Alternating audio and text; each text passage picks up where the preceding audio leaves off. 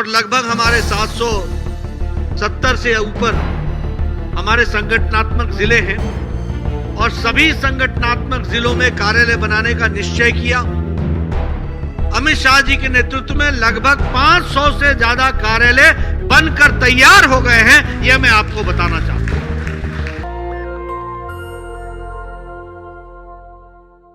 नमस्कार, मैं शंभू कुमार सिंह और आप देख रहे हैं नेशनल दस्तक। आज की सबसे बड़ी खबर, आजाद भारत की सबसे बड़ी खबर, कोरोना काल की सबसे बड़ी खबर, राम मंदिर से भी बड़ी खबर।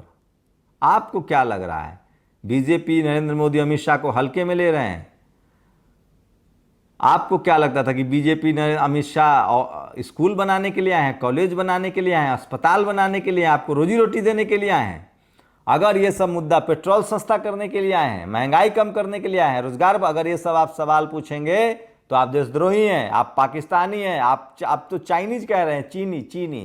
पहले पाकिस्तानी कहते थे, अब चीनी कहते हैं। जिससे ये जीत नहीं पाते हैं उसी को विरोधियों को बना देते हैं। बड़ी खबर ये है कि कोरोना काल में भी बीजेपी ने 500 कार्यालय बना लिए हैं। सबसे पहले तो दिल्ली के दफ्तर को लेकर हंगामा हुआ। आप खुद, मैं नहीं कह रहा हूं, ये वीडियो सुन लीजिए आपने मोन्टाज में भी सुना। ये हैं जेपी नड्डा साहब, जो बीजेपी के अध्यक्ष हैं। और लगभग हमारे 770 से ऊपर हमारे संगठनात्मक जिले हैं और सभी संगठनात्मक जिलों में कार्यालय बनाने का निश्चय किया। अमित शाह जी के नेतृत्व में लगभग 500 से ज्यादा कार्यालय बनकर तैयार हो गए हैं, यह मैं आपको बताना चाहता हूं। 700 जिले में बीजेपी का ऑफिस पर काम चला, जिसमें 500 कार्यालय बन गए हैं, 400 कार्यालय और बन रहे हैं। मतलब कि सारे जिला में बनने के बाद शहरों में भी कार्यालय बन रहे हैं। आपको क्या लग रहा था, स्कूल, कॉलेज, अस्पताल क्या करेंगे आप? राजनीति देखिए, ये बीजेपी की राजनीति सीखनी चाहिए इस देश के लोगों को। 700 दफ्तर खोल दिया 6 साल में बीजेपी ने। तो आप, किसी पत्रकार की हिम्मत है क्या कि वो पूछ लेगा कि अस्पताल किसने खोले, कितने खोले, स्कूल कितने खोले, आपने कितने लाख करोड़ लोगों को रोजगार दिया? अच्छा, ये पैसा आता कहां से है बीजेपी के पास? आप लोग बताइए, क्या लगता है आप लोग को? ये जो 700 जो दफ्तर बन रहे हैं, 500 बनकर तैयार हैं और अभी 400 कार्यालयों पर 5 4 900, और 2 वर्षों के अंदर ये सारे दफ्तर बन जाएंगे। जेपी नड्डा साहब कह रहे हैं, आप सुनिएगा बयान, 10 थोड़ा छोटा काट के सुना रहा हूं। तो भैया ये 900 दफ्तर जो है बीजेपी का, इसके लिए पैसा कहां से आता है, कौन देता है? क्या इस देश की मीडिया, इस देश का अखबार ये सवाल पूछ सकता है क्या किसी बीजेपी अध्यक्ष से, इस देश के प्रधानमंत्री से, गृह मंत्री से? 900 पार्टी दफ्तर, ये है बीजेपी की ताकत। कहां आप पड़े अस्पताल के चक्कर में, स्कूल के चक्कर में, हॉस्पिटल के चक्कर में? कोरोना में भी बीजेपी ने अपने 400 दफ्तर, 500 दफ्तर पूरे कर लिए और 400 दफ्तर वो और बना रही हैं। मतलब सोचिए कि 900 दफ्तर जो हैं बीजेपी के अब बन के तैयार हो जाएंगे। बताइए कितनी बड़ी उपलब्धि है, कितना बड़ा देश के लिए सौभाग्य की बात है कि बीजेपी को 900 दफ्तर मिलने जा रहे हैं।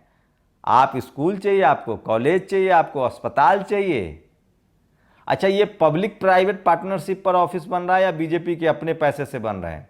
और कौन लोग बीजेपी को चंदा दे रहे हैं? इसकी जांच कौन करवाएगा? जांच करवाएगा तो जेल जाइएगा। मैं तो सिर्फ जानकारी दे रहा हूं। मैं बीजेपी से अलग नहीं हूं। मैं देश के माननीय प्रधानमंत्री जी के साथ हूं, अमित शाह के साथ हूं, और हम डिजर्व करते हैं।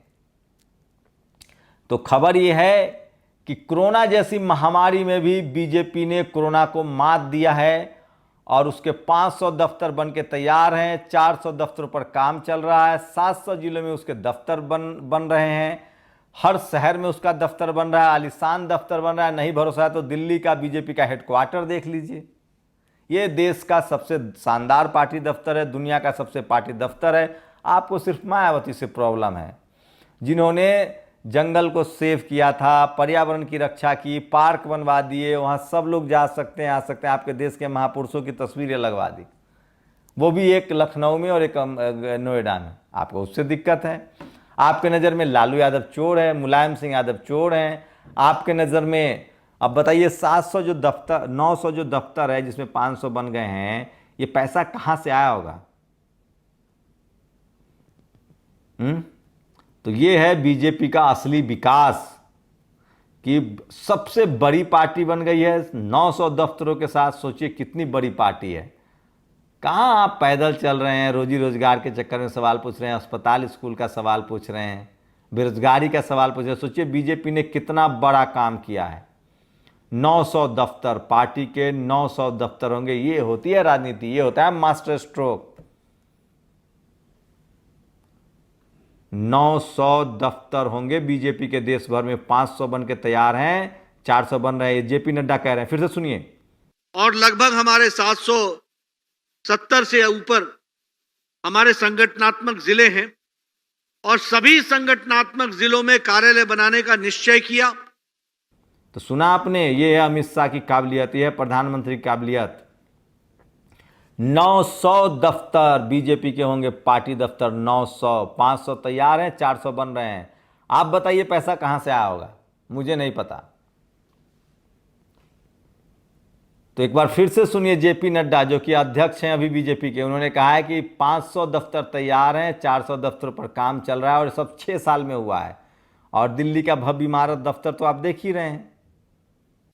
अमित शाह जी के नेतृत्व में लगभग 500 से ज्यादा कार्यालय बनकर तैयार हो गए हैं, यह मैं आपको बताना चाहता हूं। तो यह है बीजेपी का राष्ट्र के नाम विकास, यह है सबका साथ सबका विकास। बीजेपी 900 दफ्तरों वाली पार्टी हुई। अब आप बीजेपी को 900 दफ्तर वाली पार्टी भी कह सकते हैं। पहले उसको मिस कॉल वाली पार्टी कहते थे, पहले उसको सबसे बड़े कार्यकर्ता वाली पार्टी कहते थे। सुना है कोई बाबा कह रहे थे कि राम मंदिर को उन्होंने बीजेपी दफ्तर बना दिया है। तो ये थी अब तक की बड़ी खबर। बीजेपी के पास है 900 दफ्तर, 700 सभी जिलों में और उसके बाद 200 शहरों में, और दिल्ली का हेडक्वार्टर तो ये देख ही रहे हैं आप। पैसा कहाँ से आता है ये आप लोग बताइए। आप लोग के लिए बड़ा सवाल है। आप लोग कमेंट लिख के बताइए कि बीजेपी ने 900 दफ्तरों के लिए पैसा कहाँ से लाया होगा। मनरेगा में तो कहीं उसके कार्यकर्ता मजदूरी नहीं करते हैं। क्या लगता है आप लोगों को, कहां से आया होगा पैसा? ये आप लोगों पर है, जवाब दीजिए। ट्वीट कीजिए, कमेंट कीजिए, शेयर कीजिए और अपने कमेंट बॉक्स में जवाब दीजिए कि बीजेपी के 900 दफ्तर बनने से देश का कितना भला होगा। और स्कूल अस्पताल की बात करने वाले राष्ट्रद्रोही हैं कि नहीं हैं, उनको बीजेपी से जलन है कि नहीं है। और बीजेपी कितनी राष्ट्रवादी पार्टी है कि उसने अपने ही दफ्तर देश, उसने 700-900 जज नहीं हॉस्पिटल नहीं बनाए, अस्पताल नहीं बनाए, कोर्ट नहीं बनाए, उसने अपने ही 700-900 दफ्तर बना लिए। आप लोग की क्या प्रतिक्रिया है? पैसा कहां से आया ये जरूर बताइए। शुक्रिया। नेशनल दस्तक की आपसे गुजारिश है कि अगर इसको बचाना चाहते हैं तो नेशनल दस्तक को सब्सक्राइब करने के लिए रेड कलर के सब्सक्राइब बटन को दबाएं, फिर बेल आइकन की घंटी दबाएं। नेशनल दस्तक को बचाने के लिए बहुत जरूरी है कि हर खबर को शेयर करें, लाइक करें, कमेंट जरूर करें।